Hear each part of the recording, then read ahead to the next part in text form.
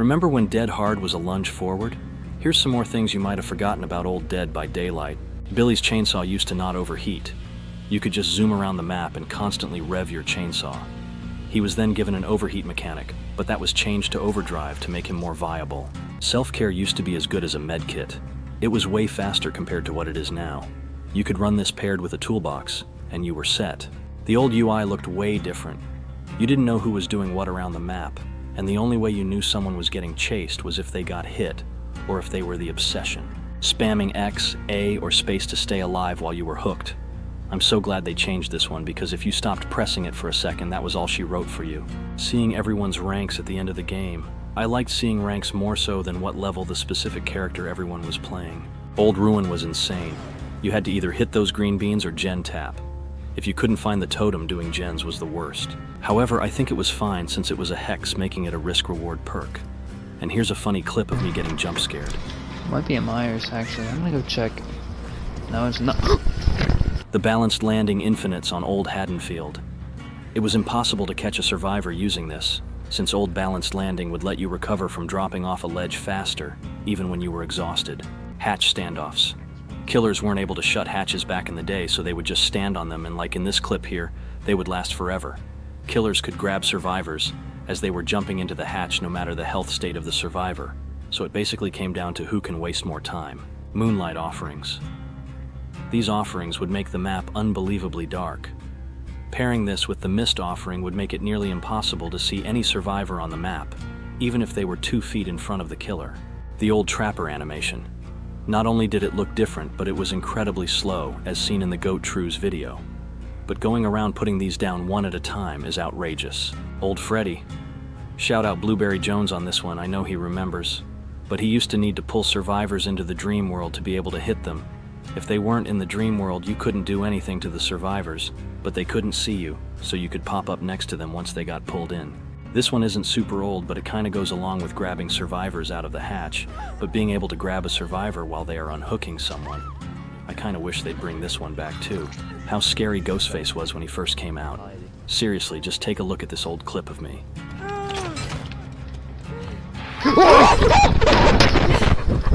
And this old Ghostface clip too, featuring Old Ruin. You're tired. I just woke up my whole family. The summer event that turned the gens into cocktail machines. This is around the time the game took off, since it was free on PlayStation Plus for the month. But the summer event needs to return next year with the cocktail machines. There used to be no endgame collapse when you opened the gates, so you had all the time in the world to heal up and make a play to save whoever was on the hook. How broken old Medal of Man was when it first came out. After getting hit 3 times, you could just take an extra hit for free, requiring 3 hits for a down instead of 2, which can make a huge difference in a chase. The old portraits. Some of these look better than the new ones, and others for sure got an upgrade. The ones that I think got a downgrade are Trapper and Myers. Trapper looks like he's trying to subtly check someone out at a bar, but the Demogorgon's new portrait looks a lot better. The old gen repair animation. The survivors would kinda just stick their hands in there and just pull on random things or fiddle with their hands inside the gen. Definitely one of the better things they've changed. I'm pretty sure when queuing up back in the day, the killer would always be the host. So if they had horrendous connection, all the survivors would suffer. Like in this old clip of mine, the Demogorgon is lagging like a duckling, and all of a sudden, I'm on the ground while he does the cha-cha slide on my body without him swinging at me, and then I just teleport to a hook. All 4 players used to be able to escape through the hatch. This was absolutely insane because you just needed one person with a key, and they could instantly unlock the hatch. Seeing this happen as the killer was the worst, since there was really nothing you could do unless you were close by. Pop Goes the Weasel used to be one of the best gen defense perks. After hooking a survivor, the perk activates, which is still the same.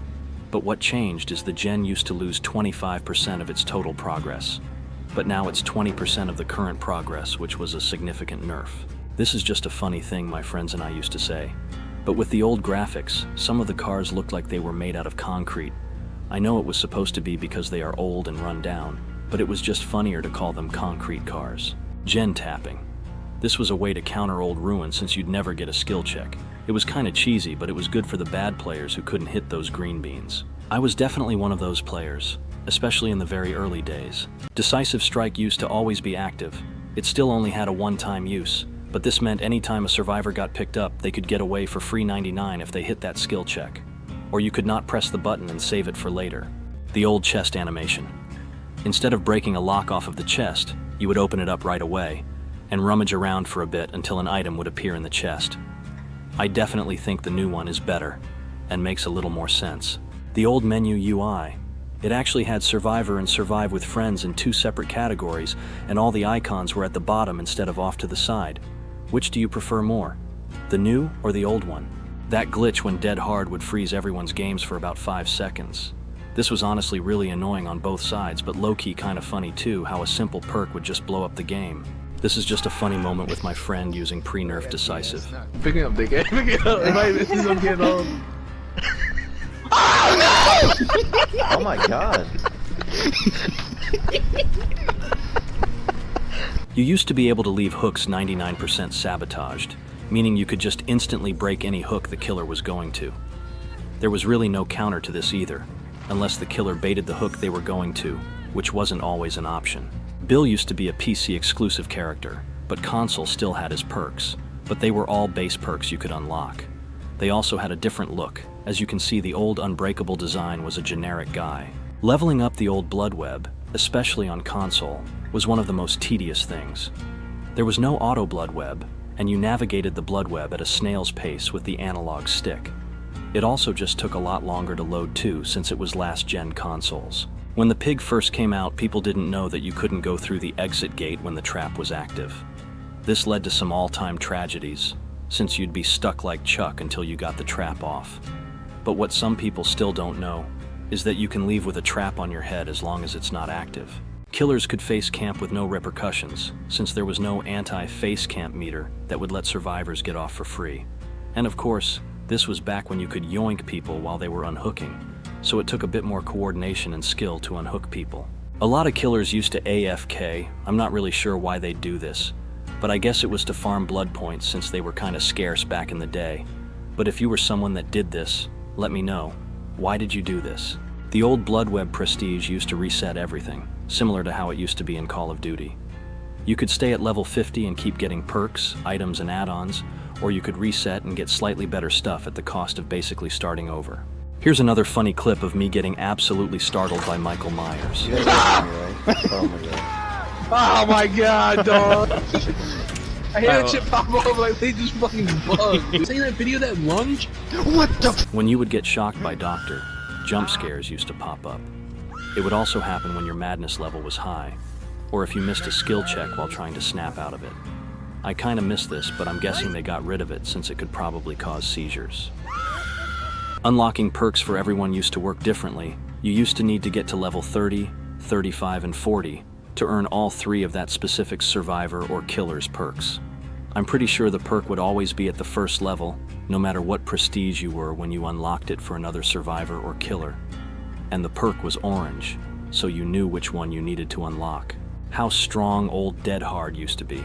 You didn't even have to time it that well since you got a crazy lunge forward, and having this at the exit gate meant a free escape every time. New Dead Hard is still really good, but old Dead Hard was on a whole different level. Here's another clip of me getting absolutely startled when Ghostface first came out. It wasn't that cold either. Who's the killer? Where did that go? It's Ghostface. Oh, He's looking at. Oh my god! Brand new parts were extremely broken and would instantly repair generators. There was literally no counter to this. Not even Old Ruin would stop it. Personally, if this happened to me, I would be more gone than the Gone Man, right back to the main menu, being able to see everyone's ranks back when there actually were ranks. I definitely miss this since it was before hidden MMR was a thing, so you kinda could tell someone's skill level before the game started. It also felt kinda rewarding to see yourself at a red rank. Not really a fan of the current system. Old Eruption, I know this is gonna be a mixed bag of feelings about this one, but what it did was when you kicked a gen, then down to Survivor, you'd get some gen regression, and the survivor working on it would get kicked off and couldn't repair gens, heal, and I think unhook other survivors for 25 seconds. It had the solo players in shambles, but a Swift were able to easily counter this. Here's me getting jump scared again from when Ghostface first came out. Where's he at? Meter. This isn't even like a shot. Like he's. One of the scariest exploits in the game, Myers with a chainsaw. You could have the stealth of Tier 1 Myers with the speed of Billy. It would be really cool though if they would mix and match killer abilities for a special event. Not only was the Myers glitch terrifying, but the map was so dark that sometimes you didn't see Myers running at you until he was in your back pocket. The old perk layout used to go across the bottom of your screen, rather than being bunched up into a diamond shape. What do you think is better, the old or current layout? Oni had different chase music on the test server, which I personally think is much better than what we have currently.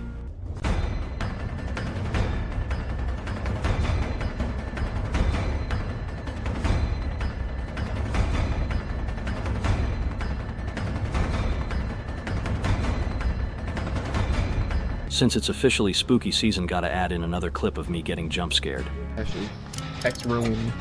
Purple Oh Hex my Room. gosh. Oh my god! You used to be able to have up to 5 insta-down hatchets with the Huntress, which was a tad bit overpowered. This was when she first came out, but being able to carry up to 5 hatchets was quickly nerfed, although the insta-down hatchets was in the game for a while. Iron Will got nerfed for a bit and didn't make you 100% silent, and instead was 75% at the max. This made the perk not really worth using for a bit, but it's since been reverted back to 100%. What do you think? Is this perk too strong and should it be nerfed back to 75%? In Ghostface's original Mori, he would take out a flip phone instead of a camera to take the picture. I'm not really sure why they changed this one, but I'm guessing it's because most old flip phones didn't have a front camera. Elodie's old scream glitch. I'll lower it to save your eardrums. Gotta have another clip of me getting startled.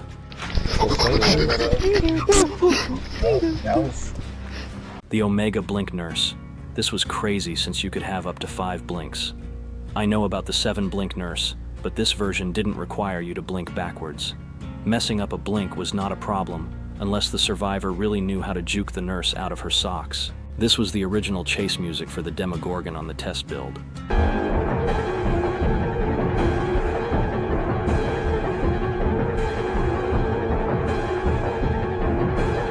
Which do you like better, the current or old theme? Flashlights used to instantly blind killers. You basically had no time to react, and it was pretty busted. Also felt like you were getting flashbanged in real life since your screen turned bright white. The survivor queue times used to be like 10 to 15 minutes, and it was the worst thing ever. Sometimes you could go make a 4-course meal while you were waiting, and you'd come back and still be waiting.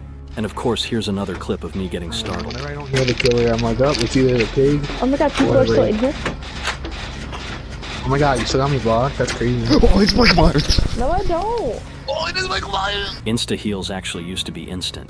Do you think this was a fair and balanced mechanic, or do you think this deserved the nerf it got? Personally, I think it's still really strong and one of the best add-ons. Old Deja Vu used to only allow you to see 3 generators within a close proximity, which is still a thing, but it didn't have that 5% gen speed buff. So it's actually viable since paired with other perks you can get the gen speed cooking. When Hawkins' lab first came out on the test server, there was an uncleansable totem in one of the rooms. So if No Ed or Devour Hope popped up there, you'd be dead meat, James. Speaking of No Ed, when Dead by Daylight first came out, No Ed was a little bit different. When one gate was open, the killer gained 5% speed, an 8% faster missed attack cooldown, and of course the infamous instantly downing survivors at full health. It also wasn't a totem that could be cleansed. How would you feel if this version of No Ed returned? Here's another old jump scare of me from when you couldn't tell where Spirit was. Who is it? Oh, it's the spirit. Pinhead used to have a different voice actor for a little bit. The box. You opened it. I came. This wasn't that bad, but his current voice done by Doug Bradley is for sure the best. Old Spine Chill. This was a crazy counter to stealth killers, since the more the red went around the perk, the closer the killer was to you. Originally, when the game first came out, it was when the killer was looking in your direction, which is what it got reverted back to since they added in a visual terror radius. There was this funny visual glitch. If the Huntress threw a hatchet at you while you were getting in a locker, you'd be stuck like Chuck in the locker for a few seconds, until you just slowly exited the locker and just passed out on the floor. The old palette design was a bit different with 2 big blue stripes on the sides and 1 red stripe in the middle, and they were vertical instead of horizontal. I wonder why they wanted to change them. But which design do you like better? Another classic clip of me getting jump scared. There used to be no borrowed time at base for survivors. Do you think this was a good change? Or do you think it was better as a perk you needed to use? Or do you think it shouldn't be in the game at all? This is what Ghostface's chase theme originally got changed to on the test build.